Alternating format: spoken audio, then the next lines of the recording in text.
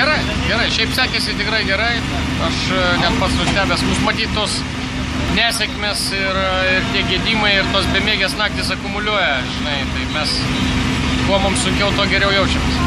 Tikrai šiandien gerai atpūtėm, aš net jokių energetinių nei gėrimų nieko neturėjom, tai visą dieną atlaikėm, iki dabar tik grįžom.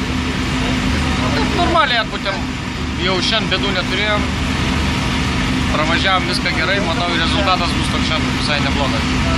O smėliuose kaip sekėsi važiuoti? Smėliuose sekėsi važiuoti neblogai, tik maišėsi mums labai. Ten buvo, kaip tik mes šiandien startavom paskutiniai beveik, ten 108. Nu ne paskutiniai, bet žodžiu, su sunkvežimiais ir automobiliais sudėjus į 108. Tai aišku, kad buvo labai prieki daug mašinų ir teko ne tik galvoti trajektorijas, kaip kopose važiuoti, bet teko ir dar kaip kėglių žaisti, žinai, nu, apeidinėti, žinai, tiškas. Bet iš principo viskas gerai, kopose niekur nesėdėjom, viską prašokom greitai, tvarkingai. Tai, manau, gera diena, jeigu taip negestų mašiną ir laikytų kaip šiandien, tai visai būtų kitas reikalas. Bet aš, aišku, norėčiau į Dakarą atvažiuoti su kitokiu automobiliu. Jeigu kada leis galimybės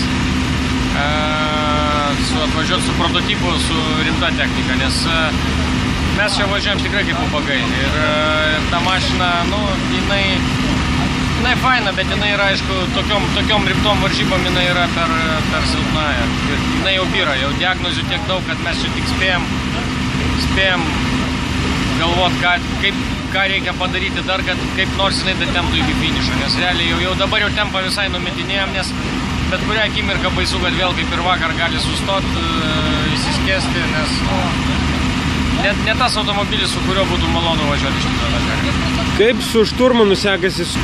Tai būna ir nuovargis, ir ta, ir jau ir norėtųsi gal kažkur išsilieti, bet mes su Vytu labai taip gražiai bendraujam, tai aš sakau, labai džiaugiuosi. Ir jam sekasi iš tikrųjų puikiai. Aš galvojau, kad jam bus biškai sunkiau pirmais metais.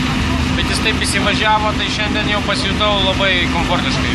Jis jau viską laiku susako, beveik nebūna klaidų, arba jis labai kartais suabejoja, bet mes labai greitai būtų įvertinam situaciją, priimam teisingą sprendimą ir žodžiu, šiaip viskas labai gerai. Ekipažas kovingas, ekipažas nusiteikęs gerai, mes dar 3 Dakarus dabar pravažiuotumėm iš karto, bet tik duokit geresnį automobilį. Nes automobilis net laikys, mes atlaikysim, automobilis nebe. Klausyk,